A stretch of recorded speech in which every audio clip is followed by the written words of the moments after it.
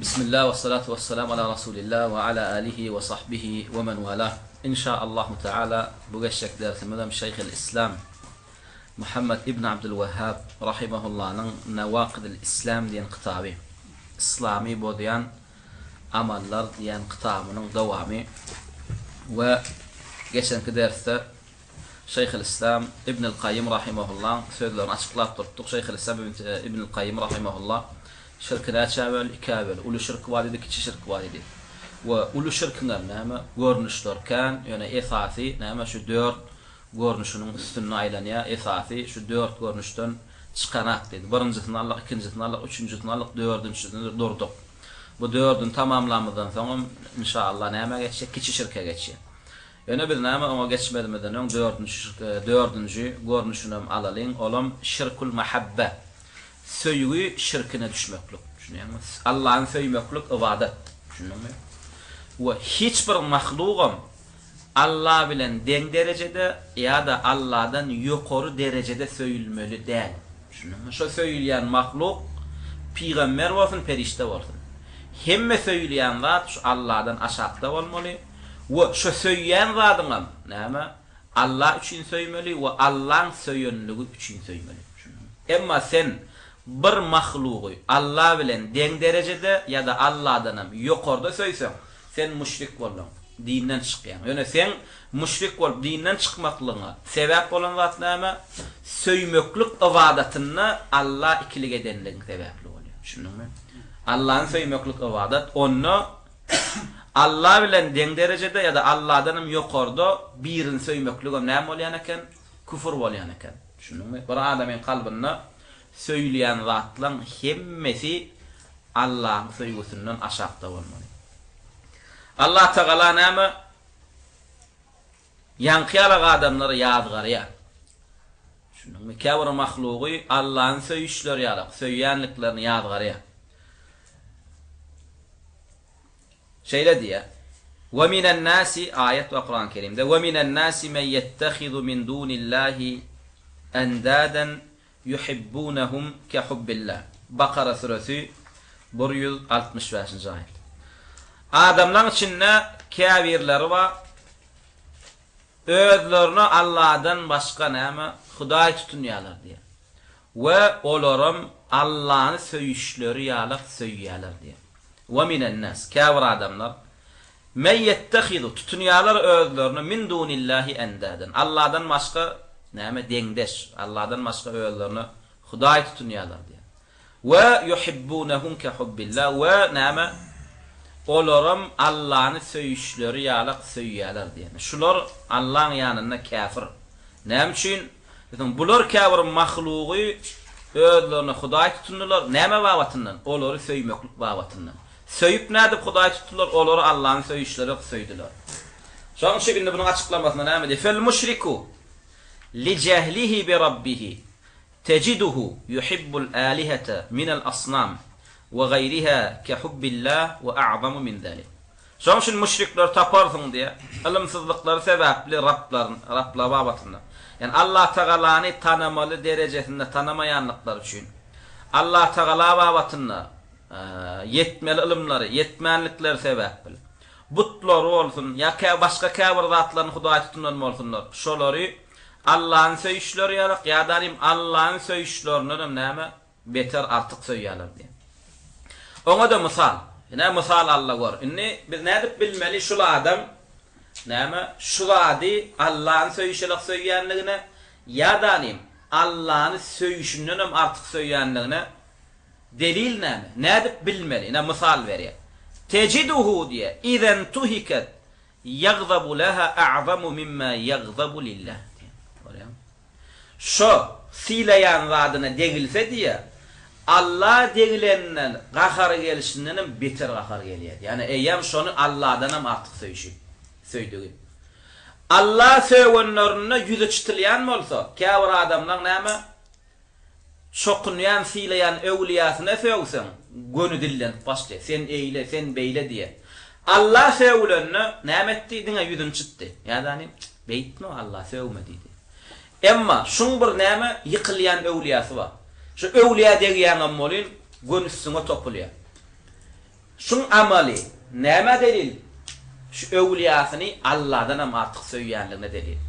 Biri Kur'anyň listini ýyrsa, käbir adam anjabam bilen.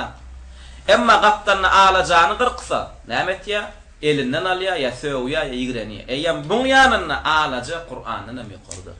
Eýem bu alajany Allahyny söýüşinden hem artyk söýýär. Buň ýanyna näme? Bir musulmana degilse anjanak emma göz monjuk alyp bir dögse, näme etýär? Şoňa anjaya, bu tüýsek ýüregini gorku gelýär. Näme innim göz monjuk buň garagyny gapaýmasyn. Göz monjuk buň eline näme ysmaz beräýmesin diye. Eýem buň ýanyna göz monjuk näme Hudaý şonda. Öyle şonu Hudaý saýmasa da şeriat näme diye sen Hudaýyň göz monjuk diye. Şeriat näme diye sen Hudaýyň diye alaja diye. Sen Hudaýyň plan bir plan ahun plan öwliýa diye. Näme üçin? Sen Allah söýülenne näme gaharyň gelmedi, plan pire söýülenne gaharyň geldi. Kur'ana degilenne gaharyň gelmedi, emma alaja göz monjuga degilenne näme gaharyň geldi. Eýem sen näme şu etmekligiň näme anlatýar? Senin kalbyňda ýankylatlar Allah'ın söýgüsünden hem ýokurdy. Şoş käbir adam näme şu meselede bir tüýsek näme nädip bilýär, şunuň näme çokunýan öwliýasyny Allah'dan artyk söýýänligine ýa-da Allah bilen deň söýýänligine. Ýankylyk degip göräýmeli. Ogurluk etdi, Allah'dan andyç özüň şu zady ogurlamadygyňy diýsen näme diýär? Wallahi diýär Allah'dan andyç bolsun, andyç ýa-ni meni ogurlamak diýär. Soň ertesi gelbem plan ogurluk gowudat däl. Agyşanyň andyç şunu ogurlamadygyňy diýen o näme diýär? Andyç bilen ogurlanyny boyun alýar. Näme üçin? Allah'dan andyç dilini andyçdy, emma Agyşanyň andyç dilini andyçy bilmedi. Näme üçin? Eýem bu ygtykadyny Agyşan depelep ýalan sözlese, onu siýlemadygy bolýar. Şunuňmy? Onu söýmedigi bolýar. We siýlemese äsgermede Agyşan belki oň näme öýüni ýakmak ahmal. On näme köçe hereketinde bir hadisa düşüp näme duşurup awariýa etmekle ahmal. Şoň şu hem Agyşanyň adagdalýar näme?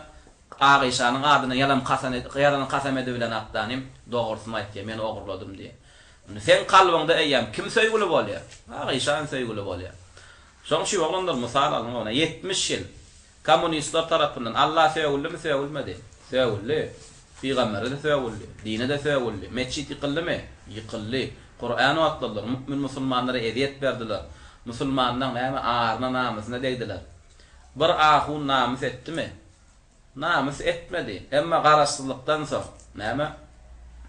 Bir Allah diýip başlady musulmanlar. Kur'an, İslam, dinlik geldi. Kommunizmi gusup başladylar. We öwliýa parasylyk, gawr parasylyk bolanoken, alaja göz monjuk bolanoken diýsen, öň lalaçan ahunlar indi näme diýip başlady? Dil açyp başladylar. Şu wagtky näme Allah gargyş eden teňli tany näçe ýaşynda? Az diýsen 70-de görüp. Onu Türkmenliň koloniýa zamanasynda şol adam näçe ýaşynda bolýar? Mennien wagtynda bolýar dämi? Bir kasetan serhetden bärik zyndymy? Adamlar, siz koloniýada ýaşap ýördiňiz. Siz kommunizmiň aslynda ýaşap ýördiňiz. Aslyňyz maýmyn nädir? Aslyňyz adamdyr. Şunuňmy? Kapırlardan näme erkinliğiniz alın, dininizi goran diýip. Eýranyň lalaçan müşrik ahunlarynyň bir kasete geçirilmi? Kasete geçirilene. Garaşdyrlykdan soň olan Hudaýlaryna degilip başlady. Hemmesi näme etdi? Dil açdy. Şunuňmy? Hemmesi dil açdy. Kimiň garşysyna? İslamyň garşysyna. Emma kommunist Türkmen halkynyň üstünde döwran surýaka. Hanan ahunlar nirde? Ödüm ýangy dogdy, ýangy gunnogdan çykdy, ýangy dil açdy diýsen, 2-3 ýaşly çaga däle teňli tanaya beýleki. Sakalyna saçyna näme ak düşen, dogry dämi? Emma aklyna näme akyl düşmedi, kalbyna iman düşmedi. Müşrik, şunuňmy?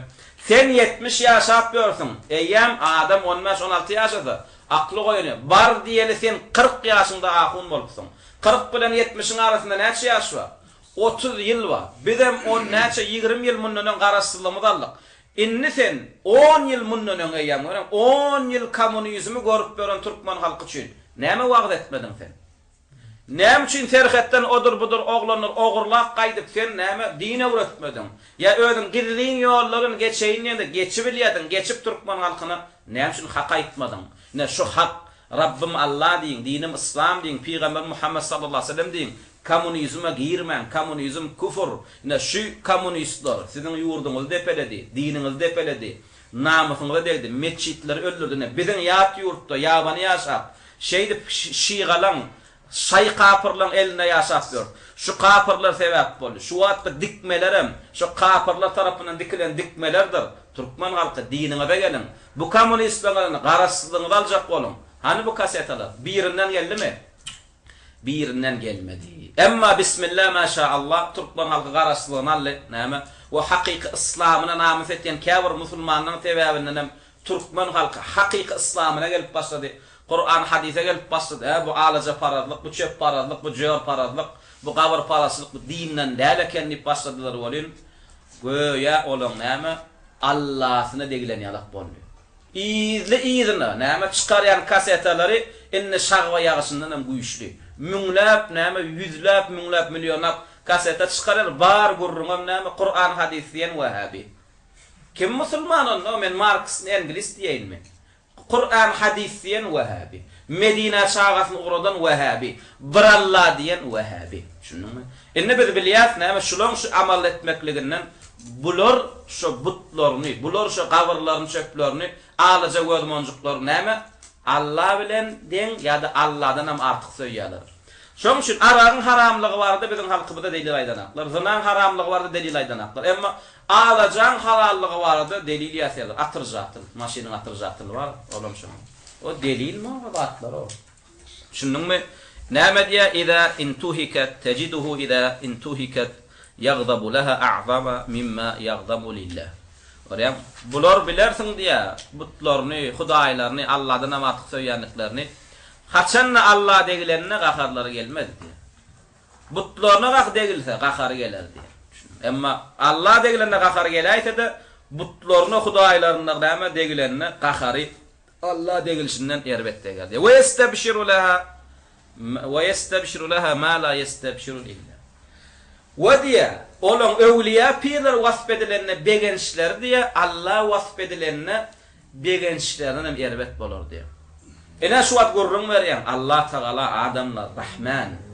Allah Taala Ar-Rahim. Allah näme cenneti var. Onu gözler görmedi. Onu diller wasf etmedi. O cennetin wasfy hiç bir adamyň oýuna pikirine gelmedi. Şu zatlar wasf etýän. Biziň Rabbimiz günah geçiwji, biziň Rabbimiz näme rizqalu nigmat berewji, biziň Rabbimiz yeketek näme ibadata haqqal ilah diýen öňe dinläp otyrlar. Şey dinläp otyrlar. Ama Aişa'nın kıssasına ya Paravun 10.000 kıssasına girýän bolyn, näme? Bar şi gudrat, göni, şunuňmy? Keramat. Keramat. Ay ola adamlar näme itinen bir hal görmellerler. Şunuňmy? Ay gurban, sadagasy bolan ola adamlar. Ine şuň wala begenşip saňa goşulşyp näme? Ay men emeşdim, her kim näme? Näme ondan bundan eşden rivayetlerini atlan aýdyp başlar. Emma Allah barada gurrun edip başlasan, din maada gurrun edip başlasan näme? Biri näme çağram salikdan almalyya, biri işim diýe, biri başlygym diýe, biri malym garam gaçmak bilen. Emma ýanqyalak näme hudaýlarynyň wasfyny edip bersen näme? Şahatlanyşyp begenşip başlaýarlar. Indi bulan näme bu wasfyny Allah Taala aýdar. Şunu biz ödümizden näme aýtýan zadymyzdan Allah Taala şolaň şeýle wasfy bardyr diýen. Ol Zümer suratynyň 45-nji aýatynda şeýle gelýär. Allah Taala näme diýär? Ve iza zukirallahu wahdahu ishma'azzat qulubul lezina la yu'minuna bil ahireh. Ve iza zukirallezina min dunihi idahum yastabshirun. Bular ayetem kavlidir. Ona ayet näme diýär? Haçanna diýär? Bir Allah agdalsa diýär. Näme? Yürekleri inzar diýär. Şunuňmy? Yürekleri gysyp, işleri gysyp başlar diýär. Kıyamada iman etmeýänden diýär. Kıyamada iman etmeýän ol musulmanlar. Emma Allah'dan başga çokunup hayır umid itiqad etýän zatlary ýatdalsa diýär. İzahum yastabshirun.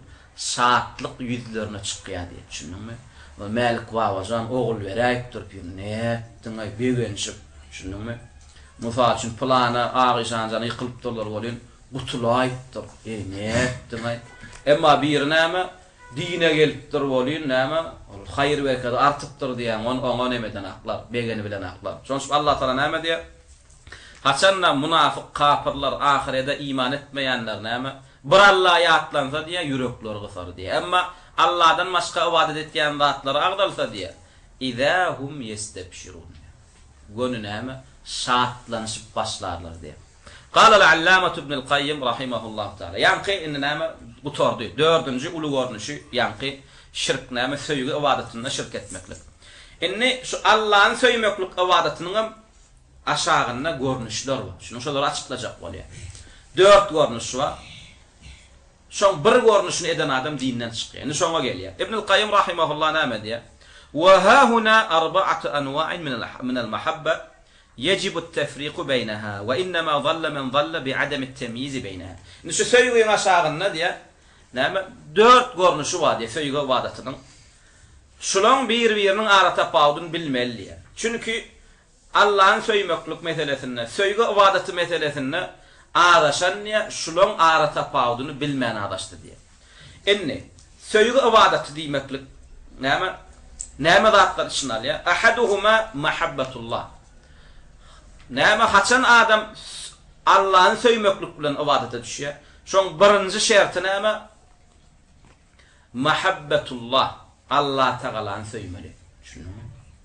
Haçan da bir adam söýgüde Allah'ny birlejek bolsa, söýüp sogap kazanjak bolsa, söýgüsem ibadete gurulacak bolsa, şunun söýgüsi näme? Allah bolmaly. Allah'ny söýmeli. Allah'ny söýmeklik ibadet.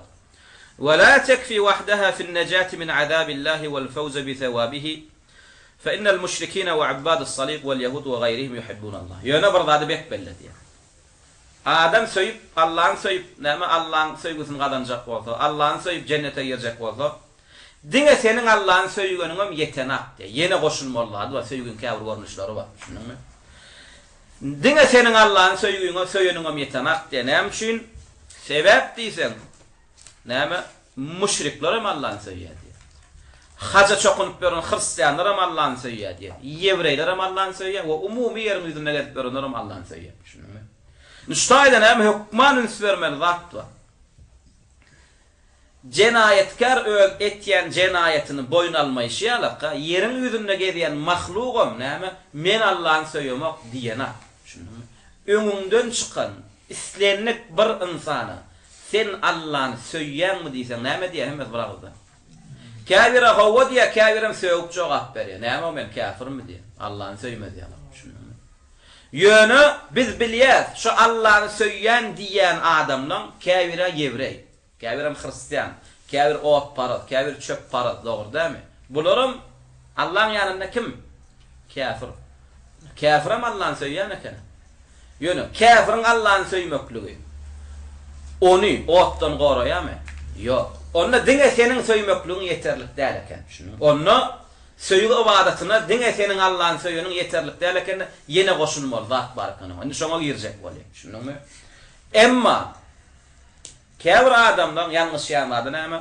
Şu söýgüň görnüşlerini näme bilmän, diňe özler tarapyndan Allah'ny söýýänlikleri ýeterlikdir eken. Men Allah'ny söýýänliği bilse, şo bolýandyr eken. Senin söýmekligiň meselen şö diýe, sen Allah'ny söýbilsen Allah da seni söýýär diýip düşünýär. Ýok. Diňe senin Allah'ny söýýeniň bilen Allah seni söýýär. Allah seni söýjek bolsa, sen Allah'ny söýýänden soň ýene käbir zatlar seni söýmeli. Olam ikincisi. Näme? Allah'ın söýen zatlaryndan söýmeli. Şunuňmy? Es-sani mahabbatu ma yuhibbullah. Diňe sen Allah'ın söýýeniň bilen sen Allah'ın söýgüsini gazanyp, onuň jennetini gazanyp, onuň sogabyny gazanyp, Allah'ın gazabyndan, dowdakynyň oğlundan sen nejat tapaňa. Allah'ın söýmeklik bilen nejat tapylýanmada ýeriň ýüzünde kafir galmaýar. Näme üçin? Dedim ýeriň ýüzüniň hemme mahlukatlar Allah'ın söýýär. Onu sen Allah'ın sogabyny jennetinden radyny gazanjak bolsaň, Allah'ın söýen söýgüň gapdalyna ýene bir söýgü goşmaly olam, Allah'ın söýen zatlaryndan söýmeli. Ve hâzihi hiyelleti tudkhiluhu fil İslam ve tuhricuhu minel kufri diye. Ana şu söýgü yeter, şu söýgüň şu derejä yetenne ana sen İslam'a girip küfürden çykýan. Şunuňmy? Emma dine sen Allah'ın söyünün musulman bolan. Haçan musulman bolyan? Allah'ın söyüp Allah'ın söyün zatlarından söysen musulman bolyan. Eýem Allah nämen söýýär? Sen la ilahe illallah diýmekligiňi we peýgambere itaat edip Allah'ın ibadetde birlemekligiňi söýýär. Indi sen şunu bildin dämi? Ya ilahe illallah Muhammedur Rasulullah diýýän eýem. Allah'ın ibadetde birlem, peýgamber söýýär. We Allah bunun atyk sen namaza goýmaklygyny söýýär. Namaza goýýar. Allah bunun atyk senin şirk etmesligiňi söýýär. Eýem şirkden hem aýtýar. Ene söýgüň şun bilen dolany Allah bolan söýgüň gapdalyny şu söýgü goşulsa ana onun sen İslam'a girip şirkten çıkıyor. Şununmu? Ve habbun nasi ila Allah aqwamuhum bi hadihi'l mahabbati ve şedduhum fiha. Ve Allah'ın yanında şu söýgü derejesine yeten adamlaryň en söýgülisi näme? Şu söýgüde artyk bolany diýer. Şununmu? Allah Taala haçan sen söýýän eken dine sen Allah'ın söýönüň bilen Allah sen söýöni okun. Allah sen haçan söýüp başlaýar. Haçanny sen Allah'ın söyünden soňam Allah'ın söyün zatlaryny söyüp edip başlansam. Inni 10 tane adam Allah'ın söyüye we Allah'ın söyün zatlarynyň söyüye. Haýsyny Allah artyk söyüye. Şulan haýsynyň şu ikinji söýgü babatyna söýgüsi artyk bolsa. Şunmy? Yani biri Allah Taala 10 tane söyün zadyny etdi, biri Allah Taala 20 tane söyün zadyny etdi. Haýsy Allah'ın ýerine söýgüli? Allah'ın 20 tane söyün zadyny etdi. Inni şu söýüge ýene bir söýgü goşulmaly. Düşündiňmi? Olam imanyň näme has kämillemegne.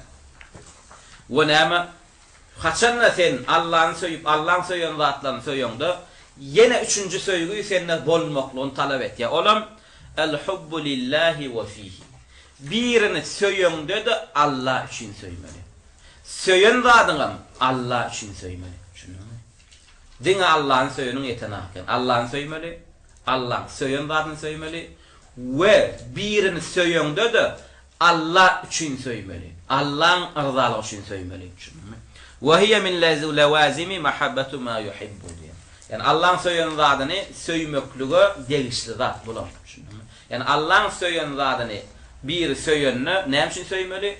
Allah'ın söyünni üçin söymeli ve Allah'ın rızalygy üçin söymeli. Ve la testaqimu mahabbatun ma yuhibbu illa fihi ve lehu. Ve birinin näme söýgüsem Allah üçin eden söýgüsem durs bolmaya ta Allah üçin söýmese söýen zatlaryny. Yani söýen zatlaryny Allah üçin söýmese onun söýgüsi näme durs bolmaya. Şunmy? Ene söýgü ibadetinde şu üç söýgü hükman bolmaly. Emma käwradan pikir etýär Allah'ın söýmekligini ibadet diýilse, diňe Allah'ın söýmeklikdir etýär. Ýok, o däl. Allah'ın söýmeklik kaçan ibadet bolýar? Allah'ın söýmeli sen we Allah'ın söýen zatlaryny söýmeli we söýen zadyňam Allah üçin söýmeli. Men sen söýýän dogry dämi? Näme üçin söýmeli seni? Seni Allah'ın söýýän zatlary we sen imanly adam, sen namaza goýan, şirkden gaýtýan, küfürden gaýtýan. Oňorsan haýrysany çek bolýar. Oňorsan iýlen näme we özüňden ediýetler, ziýan berýanaty aýyrjak bolýar. Ni sen Allah'ın söýýän wasflar tapylmady, tapyldy. Eýem men seni Allah üçin söýmeli. Emma käbir adam seni söýýär Allah üçin söýýän oktanym, sen wezipedar adam. Şunuňa aşyk bolýar. Şunuňmy? Ya sen güýçli adam, awraýly adam, sözüň kesgir adam. Şu zatlaryň üçin söýýär. Eýem bu näme söýgü meselesinde kim aýtýar? Bunyň eýem bu söýgüsinden näme sogap ýok. Näme bu söýgüsi eýem ibadet däl. Haçan sen söýgü ibadetine düşýän 3 zat bolmaly. Allah'ın söýmeli, bu da ýetenak. Sen bunu hemme kişi şärik, ýewreýem söýýär, but paradam söýýär. Hemme kişi Allah'ın söýýär. Emma Allah hemme özüni söýýärmi? Ýok, o beýle däl. Hemme Allah'ın söýýär, ýöne Allah hemme özüni söýýär. Allah kimi söýýän eken? Allah'ını söýýän soň, Allah'ın söýýän zatlaryny söýýän ve söyün zadynam Allah üçin söýýänler söýýär. Şunumy? Ne bu üç meselesi näme? Ibadete girýär. Emma ýalňyşan näme-de ýalňyş, dördüncü görnüşine söýýär. Ar-rabi'atu näme? El-mahabbatu ma'allah. Allah bilen deň derejede bir zat söýmek. Ine bu şirke düşýär. Şunumy? Emma üçüncü bölüminde men seni söýýän, men senden gatnaşýan wezipem üçin. Men bundan näme şirke düşýärmi? Günah gatanýar. Şunumy? Emma dördüncü bölüme düşsem, näme bolýan? Şirke düşýän. Seni Allah'ın söýüşmýärlik ya da Allah'dan hem beter söýýän. Eýem sen müşrik bolýan, dinden çykýan. Çöpüňi çöörüňi, butuňy, gawyryňy çokkunýan öwliýäňi Alacan gözmonjuň ya şahyny näme ýertik galaşyny Allah'ın söýüşüňe ýaly söýýär. Ýa bu dinden çykýar. Ýa söýgü meselesinde hiç bir zat näme Allah'ın söýgüsiniň deňine barmaly. Deňine ertmekligiň özi küfür bolýan bolsa, onu birine bolan söýgün Allah'ın söýgüsinden öte geçmekligi olaýam has beter bolýar. Ar-rabi'atu al-mahabbatu ma'allah wa hiya al-mahabbatu ash-şirkiyye. Görýärmi? Söýgün 4-nji görnüşine müşrikliň düşýän şirki diýer. Şunuňmy? Olam Allah bilen deň derejede söýmeklik. Ana şol şirki näme şirke düşürýän söýgi. Wa kullu man ahabba şeý'an ma'allahi la lillahi wa la min ajlihi wa la fihi faqad ittakhadahu niddan min dunillah. Indi kimde kim birini Allah bilen deň derejede söýse, şunuň söýýä Allah üçin näl ya da Allah'ın söýünligi üçin nällanim şonu Allah'ny söýüşi ýalyk söýýär. Şunu men tağady söýýän Allah'ın söýün üçin. Men namaz okuman söýýän Allah'ın söýün üçin. Men seni söýýän seni Allah'ın söýün üçin. Buňalyk dälleni men seni söýýän Allah'ny söýüşüm ýalyk. Şunu aýan bu näme şirke düşýär. Ondan sen tapawdy ýok. Kimi şoňalyk derejede söýdüň işimiz ýok. Şunu aýan bir zat sen Allah'ın söýüşüňe söýdüňmi? Benem näme sen söýüp wagtynda şirke düşýär. Ondan sen şo söýýänleriň peýgamber bolsun, perişte bolsun, but bolsun, çöp bolsun, alaja bolsun, gözmonjuk bolsun, nämeň deň derejede söýlendigi meseleni ýetgeden ok. Aýam bir zat Allah'ın söýgüsiniň derejesine galdyrly ýa-da ondan geçirilimi, aýam sen şirke düşýär. Şunuňmy? فهذه الأنواع الأربعة للشرك الأكبر كلها مخرجة من الإسلام. إنما 4 tane ulu şirkin görnüşi var dedik ha. Şolong hemmeti näme seni İslamdan çykarýan görnüşi. Birinjisi näme dogadylegde şirk etmeklik, ýani hajatyny Allahdan gaýrydan soramak, ýa gyssananda Allahdan gaýryny çagyrmaklyk. Şu dogadyleg ibadatynda näme ikilik etmeklik sen dinden çykar. Ikincisi näme bir ibadaty edende näme iyiliň gözü üçin etýän. Ya İslama girende iyil üçin girýän. Ya umumy ibadatlaryny näme iyiliň gözü üçin, näme ibadat hon diýdirmeklik üçin etýän. Bu ikinji görnüşi. Üçüncüsü tağatda, yani Allah'ın ve Rasulünün hükmünü bilip oturursun. Yani şonna da bir molla, bir ahuna ya bir prezidente başlığa itaat ededin için, eğrenin için Allah ve Rasulünün hükmünü bilip görüp taşlap, olan çıkaran hükmünü alyan. Şolun hükmünü eğeryen. Bu dinden çıkarı. Dördüncüsü yankı söygüyü. Bir adam, bir vadi Allah'ın söýüşerek söýse dinden çıkarıyor. Şolun hemmeti näme ulu şirkin görnüşi ve giyinden näme ummatda ýaýran görnüşi şolong hemmeti İslamdan çykarýar. Näme şu İslamdan çykarýar diýdik? Li'annaha ibadat, ýani gagdylan zatlar ibadat. Ve ibadat diýilýän adam haçanna Allah'dan gaýryň ýoluna sarf edilse, ýam şirk bolýar. Şunuňmy? Ve sarful ibadati li gaýrillahi şirkun. Şunuňmy? Näme şu biri dogadyleg edeni Allah'dan gaýrydan dogadyleg etýär. Ýani hajatyny Allah'dan gaýrydan sorýar. Gyssanany Allah'dan gaýryny sorýar. Näme şu şirk diýdik? Dedim hajatyny Allah'dan soramak ibadat. Şunuňmy?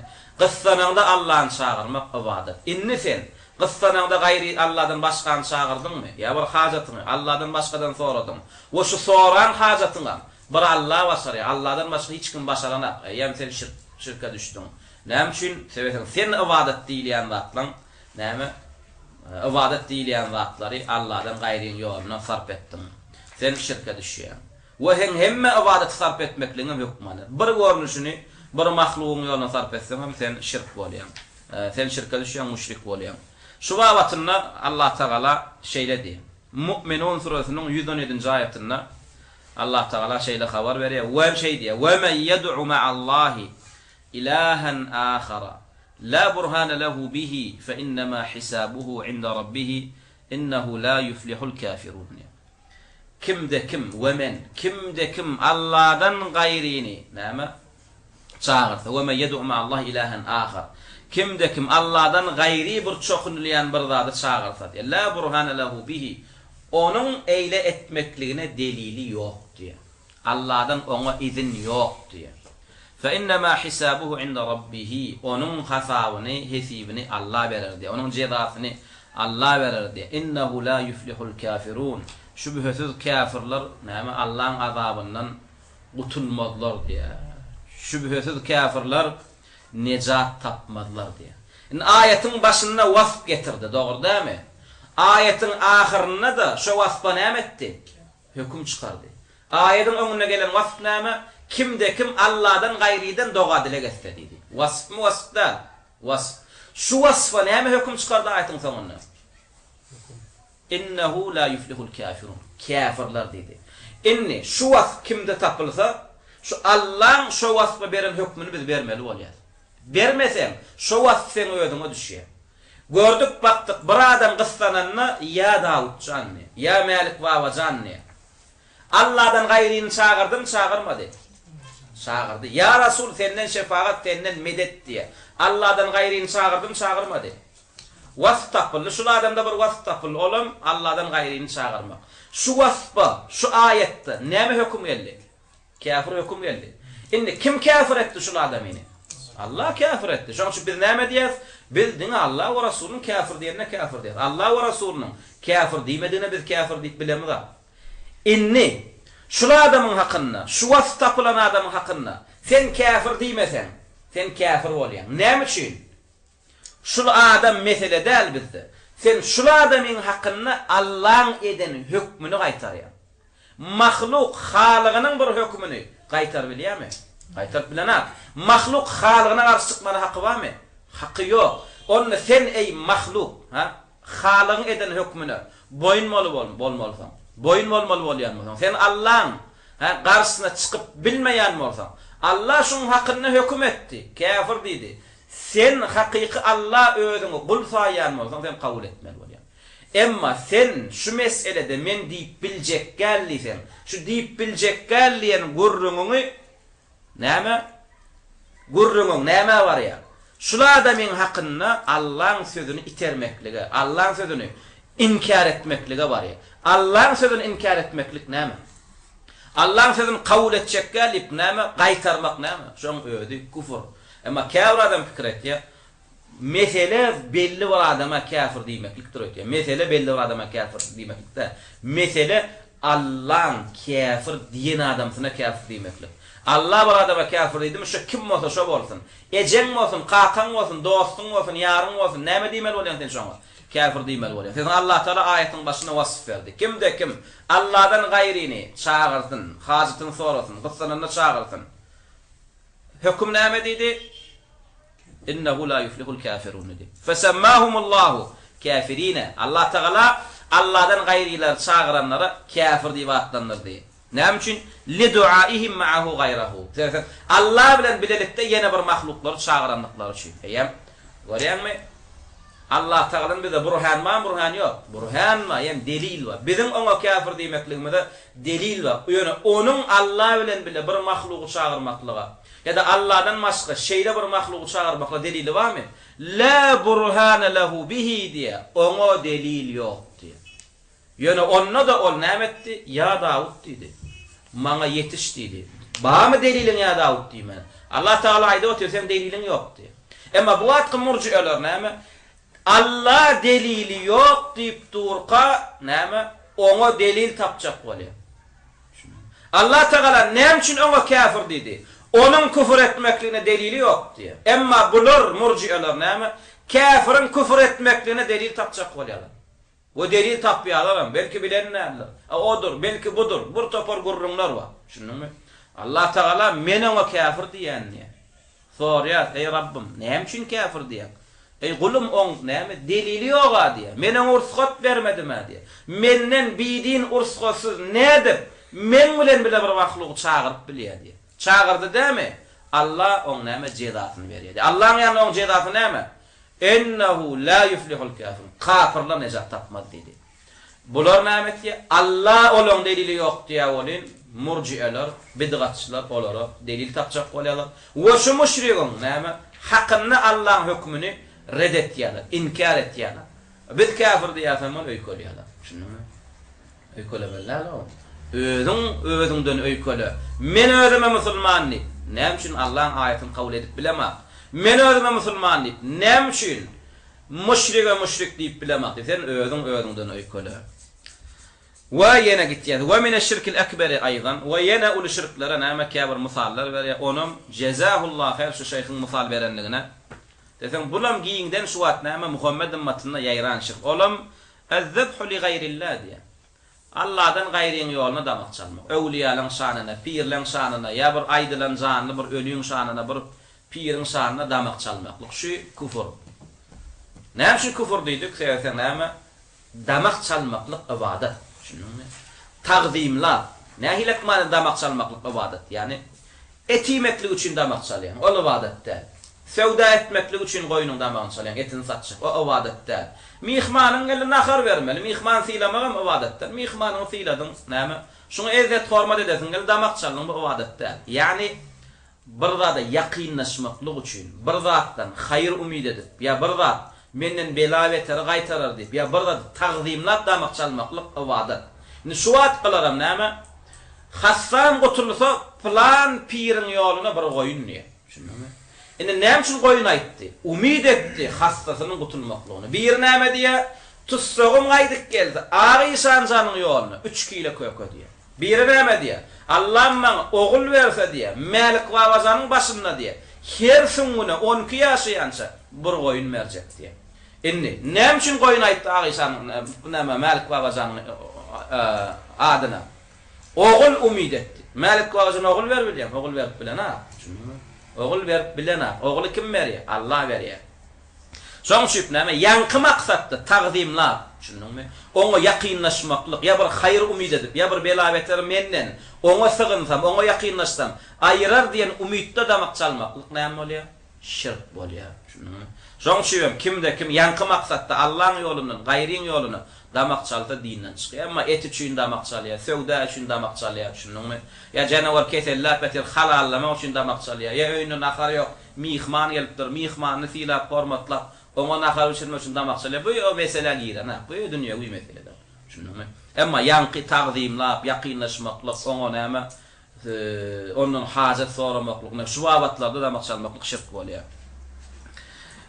Zaten Allah Teala näme Kevser surasynyň 2-nji aýatynda näme diýär? Fasalli li rabbika wanhar. Fasalli namazy oqa kim üçin? Li rabbika halygyň üçin. Wanhar we damak çal tagzimlap kim üçin? Rabbyň üçin. Görýärmi? Eýem Allah Teala öýde buyruk atýar. Fasalli emir namazy Allah üçin oqa. İliň göz üçin, namaz hon diýdirmek üçin okama. Damak çal Allahyny tagzimlap, Allahyna ýakynlaşmaklyk üçin. İl üçin, öwliýa üçin näme damak çalma diýär. Wa qala Taala, ýene Allah Taala An'am surasynyň 162-nji aýatynda şeýle diýär. Inna salati wa nusuki wa mahyaya wa mamati lillahi rabbil alamin. Aýat äşkär. Meniň namazym, inna salati okuyan namazlarym, etýän doga dileklerim, wa nusuki wa kesýän çalýan damaklarym, wa mahyaya wa diriligim wa mamati wa ölümüm hemmesi Allah üçün. Näme üçin Allah üçün? Desem ol Allah Rabbul Alamin. Şu zatlaryň hemmesi bir Allah üçün edilmeli. Näme üçin? Desem ol Allah Rabbul Alamin. O Allah alem jahany yaradan. Allah oglanlar bir zat kaida alan. Ibadat ediljek bolsa, şu halyk bolmaly. Bir zada ibadat ediljek bolsa, şu halyk bolmaly, şu yaratyan bolmaly. Yeketegem halyk, yeketek yaradan kim? Allah, onu Allah'dan başka hiç bir zada ibadat edip bolanok. Ine peygamberler biri yoktan adam yaratdymy? Periştelerin biri yoktan bir zada halk etdimi? Yok. Onu hiç bir zadan ibadat edilmekligi hakkı yok. Yeketek ibadata hakkı kim? Allah. Şoň üçin Allah Taala usta dedi näme? Li rabbika, yani li halikika. Halygyň seni yaradan üçin etdi. Dedim şoň üçin ulamalar näme kaida çykardy? Allah boljak bolsa yaradan bolmaly. Ibadat edilýän zat, ibadat ediljek bolsa şu halyk bolmaly, yaradyp başarmaly. Allah'dan başka yaradyp bilýän barmy? Yok. Şunuňmy? Hada halqullah diye Allah Teala. Ene men yaradan batlam diye. Kur'an-ı Kerim aýdyp otýar. Hada halqullah, siz biz hemmeler ne men yaradan batlam. Fa'aruni maza halaqallazina min duni. Menden başgasyň dogadylar çokunýanlaryň näme yaratdy diye. Allah Teala aýdyp otýar. Men yaradan batlamyň sany yok. Ve in ta'uddu ni'matallahi lan tuhsuha diye. Men size veren nimetlerimi sanasanız oturup bilmeýäňiz diye. Ve hada halqullah. Şu görýän zatlaryň hemmesini Allah yarattı. Emma Sizin menden başka kıssananızda çağıryanınız yoluna yıkılıp şanını damak çalıp aydılan canlılar kesýäniniz näme yaratdy? Aýsynlar o näme yaratdylar? Hiç zat yaradyban bilen aklar, hayran ber bilen aklar, ziyanam aytarıp bilen aklar. Çählara var, hemme awaryna maşynyň roluna näme daňylygy? Alaca daňylygy. Yer titret 48-de dogry dämi? Yer jaýyň içinde näme atlygy? Göz monjuk atlygy. Näme üçin goramady? Doktora var. Bar keselliğin ayağına, biline, eline näme? Alaca var. Näme üçin gorana alacalar? Kesin zaman goramayan bolsa. Peýdasy zat näme? Ziyan bolýar. Şunuňmy? Peýdasy zat götürmek, peýdasy zat götürmek ziyan. Avariya bolýar maşinlary. Näme? Alajady boynunny. Maly haram ölýär, alajady ýyrtyk galoşy boynunny. Şunuňmy? Çagasy ölýär, biline çenni, boynuna çenni. Itin tezegi doňuzyň diýişinden başlap näme diýsen ba? Näme üçin ölýär o çagalar? Asfaltda näme adaletli alajyda näme etmekleri. Çok gorayan da bilen bu öldürürler. Ana, şunun insanın ajalyna yetipdir.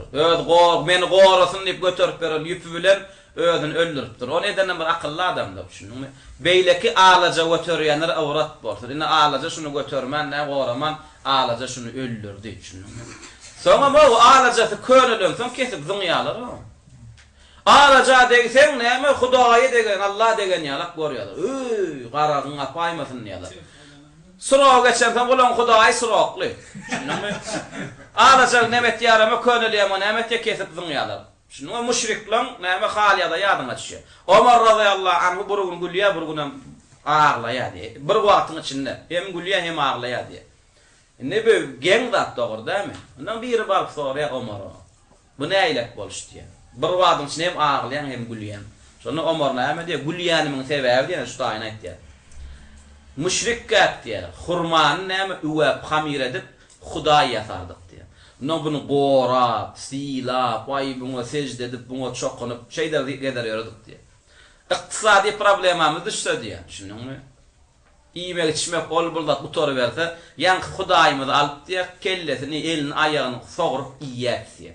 Şu derejede aklymyzyň kemdigine gülýär diýer. Şu güne çokunýas, ertesem iýýär diýer. Soň näme bolýar iýlender? Soň aýtmak gerek gel, her bir iyi bilýän adam iýýän zadynyň soň näme bolýandygyny näme öýde bilýär. Şunuňmy? Näýlek bolýar ola? Alajana götürýär, sıraga götürýär bolýan, zyňýa. Zyňan soň bir kundan soň alajalýar. Indi aralykda Hudaýy galýa da bu. Eýesiz galýa. Şul karakda kim goran bolýar? Sonra beresmiz. Alajasy. Arkaýyn gedip ber. Hudaýy we goraýa. Şunam näme sıraga gaçda ketdi zyňdy. 3-nji gün otgyň jygyllyga çenni garaşmaly. 3 gün indi jygıllykdan Hudaýy da tynalmaly. Dogry dämi? 3 gün aralykda kim Hudaýyny goraýar? Düşünemi? Düşünemi? Öňe bir müşrikden soradylar diýär, "Näçe Hudaýyň bar?" diýdi, "Onu 7 sanap" diýdi. 6sy ýerde biri asmany. Iň gowsy haýsy? Gyssananda haýsyn çağırýan. Gyssananda 6sy gaçça 7-nji çağıran asmanyna qyn çağırýan diýdi. Gyssananda aşagdakylardan peýda ýok diýdi. Asmanyna qyn çağırdım diýdi. Indi bular 3 gün Hudaýy wagt kim goraýar? Göz monjugy döwülýär. Kim goraýar? Şunuňmy? Bulara diýsen diýip bermeli, ýöne öýkelýärler. Şunuňmy? Öýkelemeler, hakky diýip kabul etmeli. Şoň şüp näme? Allah Taala näme şu ýeketek ibadet edilmekli hakkyly sersen Allah Taala Halyk. Şunuňmy? Allah yaradan soň seni özünden gaýra ibadet edilmekligini näme halana Allah Taala. Edäýsen sen imanın aýrýar, sana müşrik diýär. Femen zabaha lil awliya'i aw lil asnami aw lil jinni kema yef'aluhu kathirun min al jahalati fil bilad al janubiyyah wa fi ba'd nawahi Makkah 'inda sukna al manzil faqad kharaja 'an al islam wa dakhala fi da'irat al kufr wal dhalal li sarfihi 'ibadatan min ecel ibadat li gayri. Görýärler bu alamdan hükmü. Alamlar ne hüküm çıkardı görýärmi? Ayet aýtdy, hadis aýtdy, soň hükmüni getirdi. Ne? Ulama şuňalyk bolmaly. Ähli sünnet şuňalyk bolmaly. Ayet getirmeli, hadis getirmeli. Şuň esasynda hüküm çıkarmaly. Ayet getirdi, hadis getirdi. Soňra näme diýe? Inna alliya. Femen kimde kim? Bir ewliya ýakynlaşmakly üçin, ya bir buto, ya bir jida, ya bir jaduga ýakynlaşmakly üçin. Damak çaldy dämi? Misal üçün şu teoreklarda Mekke'de onunla bununla adamdan edişi alıp diye. Bir öz teoriyonun misal verdi. Bizim öz teoriyomuzda Misal beret, agy şanna parawda onna bunno, ya misal üçin ol şygylanmabada, şundan onna bunno edilýän zat ýalyk damak çaldyr şo taýlarda hukmy näme? Faqad kharaja anil islam. Ol adam İslamdan çykýar, giren bolsa. Ma girmedik bolsa aslan musulmanlar, şunuňmy? Ol İslamdan çykýar, giren bolsa we çıkan soň aralykda bir ýerde durýan neutral zona barmy? Oňalyk zat ýok. İslamdan çykdymy? O küfre girýär diýmeklik gerek. Öz-özünden küfre girýär. Şunuňmy? Küfrden çykdymy? İslama girdi diýmek gerek. Öz-özünden İslama girýär. Murci'eler ýalyk, mu'tezileler ýalyk näme neutral ýok bizde. İmma muslim, imma näme? Ya muslim ya kafir. Faqad kharaja anil islam. Ol adam İslamdan çykýar we dakhala fi dairatil kufri we zalal. Eýem ol adam küfre we zalalata girýär diýär. Näme üçin? Li sarfihi ibadete min ecelil ibadeti li gayrillah. Ibadet diýilýän zatlaryň näme? Birini Allahdan gaýryň ýoluna sarf edenlik sebäpden diýär. Wa min zalika yana näme dinden çykmaklygyna sebäp bolan ulu küfürlen, ulu şirklen biri en-nezru li gayrillah. Allahdan gaýryň ýoluna näme? Aýdylanjany kesmeklik, nezir etmeklik. Ve nezir etmeklik barada bir açyk näme köp gurramaly bolýar, şoň üçin şu aýda näme nezirde durýar. Innekide de inşallah birden gyýtgara aýtjak bolsak, aýdyň nezir barada gowy gurlalyň neziriň dinden çykarýany we neziriň näme halal suraty wa nezir etmekliň aýdylanjany etmek, kesmekliň aýdylanjany etmekliň näme haram görnüşi wa şunuňmy dinden çykarýany wa dinden çykarmaýany joň üçin giňişleýän aýdalýan. Wallahu taala a'la wa a'lam. Wassalamu aleykum wa rahmatullahi wa barakatuh. Wa moda da tip takta mysalyň biri alajany näme Oňa näme diýär? Sen eýer müşrige kafira meň deme diýär. Eýer müşrige kafira meň demeklik näme? Günah. Şunuň. We bir adamam sen şolyň görüp sana müşrik kafir diýse, onuň öýkelemeden hem özüňden öýkele aýyr diýär. Şunuň üçin ulamalar näme diýär? Bir adam alajan daqnya ygtikad etýär. Şuň özüni haýyr getirmek ýa gözi dili bela beteri gaýtarmaklygy täsir bar. Şuň özüni diýär. Allah Taala baglanşykdyr. Şu ýüpüň özünde şo täsir bar diýär. Şol anançda alaja gözümün dağdan götürýän kafir dinden çykýar. Ama ikinci topar näme? Ýok, bu näme özüne täsir ýok da Allah Taala şunu sebäp etdi diýär. Haýyr getirip gözden dilden beladan gorayan Allah diýär. Bu o da goşulyp bilen, bu sebäp diýär. Bu hem kiçi şirk bolýar, dinden çykanak, şunuňmy? Bu kiçi şirk bolýar, buňa tawbe aýyr diýär. Şunuňmy? Ýöne müşrik diýmeýär. Muslim diýär ýöne fasik diýär, mukmin diýmeýär. Üçüncü topar näme? Onam kabul edilir, bunam kabul edilir. İkisinden kim batıl diýär. Özüne de haýyr ýok, sebäbim de. Ýöne gowar ýani, o da noşul daqynýar. Oňa da sen günahkar diýär, aýyr diýär. Buňa etýän zatmy ýa kişi şirk diýilmeýär. Sen etýäniň günah. Buňa aýan sen kafire meň diýär diýär. Şoň şu ulamalar näme diýär? Bidgatçylyň eşigini eýmekligen bolanok. Mysal şu şaýlan ahunlar geýnýär, şu sünniýlen ahun şoňala geýnmeler. Şunuňmy? Qara felle qaradon sünni ahunlar geýmeler. Näme üçin? Ýa kafir bidgatçylara meň diýär. Şoň musulman bidgatça, kafire meň demek bolan. Sen hem şunu. Ýa üçüncü suratda daqyndan gelem, hem sen günahkar bolýan. Näme babatyndan? Müşrik, kafir, bidgatça meň diýenliň babatyn. Onu da sen aýyrmaklygy talap edilýär senden. Şoň üçin gözü seyreden vakti pozisyonu düşüyordu, göz ayırdı. Şu gözü aýyrmaklyk, şu özüne täsir bar diýem ya Allah şonu sebäp etdi diýär. Ha? Ýöne şu gözü Şu özüne şonu gaýtarmaklyk täsiri bar diýen bolsa kafir. Emma näme Allah Taala şunu şu täsiri goýdy, şu sebäbi goýdy diýse kiçi şirk bolýar, dinden çykanak. Ünsün öýledi. Ünsün öýledi. Bıçağa çarpsa boýundan zaten. Şunu seyreden vakti şu çağa şu daşalarda seyredip şu ünsünü öýledi. Aýdy otyna ünsünü bölýär diýerler. Ýöne şoň özüne ünsü ölmek täsiri bar diýär. Özü sen gözüň gaýtarýar diýär. Şunuňmy? Öýdi. Näme dinden çykýar. Emma Allah Taala şonu näme täsir etdi diýär. Allah Taala sebäp etdi diýär. Onu kiçi şirke düşýär. Şunuňmy? Ona kiçi şirke düşýär. Şunu sebäp etse gözden biladan gaýtmagyna sebäp diýip tutunýan bolsa şu alajany dinden çykanak. Emma sebäpde şu özüne täsir bar diýse dinden çykýar. Yani damak çalınanı diyeneni, et üçün damak çalarydın da, mühman geldi damağına riyan yok dedin, näle konu? Misal şunu kapymda näme bagy wagtyň goýunum bar. Hala zilini açtım et pet yok. İmele men bir adam. Etem govar ya doğru değil mi? Ne damağın çal ya. Ne dip çalıyor? Bismillah dip çal ya. Bu ibadet değil. Yöne Bu ibadette bütün et yemeklik için. Inni men näme gassap diýip alary. Öküz bakyan, pulum gutordy. Näme? Satmak için damağın çalýan. Bu eýem näme satmak için. şonu çalanda başka. Ya bismillah diýip çalmaly. Bismillah diýip çalmaly. Soýrak bilen çarpyň uluşy haram bolýar. Aydallar, näme onu et için, satmak için soýdum, öküdüm. Bu hiç de bu ibadete girenek. Mihman ýelipdir, gowwar ýa. Şunu et pişirip beresim gelýär. Peygamber sallallahu aleyhi ve sellem men kana yu'minu billahi vel yevmil ahir felyukrim zayfahu. Allah ve ahiret gününe iman etýän mihmanna hormat etsin. Hormat edesin gelýär şuna. Goýun ýykça. Bu näme sogap gadanýar şunu. Emma gitýän Aýşanyň başynda damak çalýan. Näme üçin? Aýşana ýakynlaşmak üçin. Şoňa yaranmak üçin bir planam gelip gitdi. Şunu. Rabbim plan guluňam näme maňa şefaat haýyş etdi. Şuňa bir şefaat edip goýup bersen ana. Şu maksatlar üçin damak çalla Aýşanyň başynda. Bismillah diýse de müşrik. Şunuňmy? Bismi Aýşanyň ady bilen diýmek gerek. Gel. Bismillah, biýeni bismillah däl. Ödüm Bismillahirrahmanirrahim. Onum 3 gerek. İdinin Allahu ekber diýse de müşrik. Şunuňmy? O ýamrolyna ana. Yem niyetinle şu caninden şunu yaptı. Aýşany taqdimla, Aýşany demedi. Şunuňmy? Ya Malik we wazana şu niyette vardı. Bismillah diýse de müşrik bolýar, dinden çykýar. Şoň üçin näme biz taraplarda edilen Arap ýurtlarda näme käbir şu wada çenni prezidentden ýokarda görülýän näme tirahanlar bolýar. Şoň üçin şolar bir owa mihmançylygda da gelenler şonu taqdimlap aýygynyň astynda damak çalýarlar. Şunuňmy? Ya käbir Afrika ýurtlaryna tira başı gelýär. Ondan bir owa mihmançylyga ya toýada da gelse, näme plan geldi dip şol taqdimlanlar üçin de şolun topragyny aýygyny basmakka plan ýokýar. Damak çalýarlar.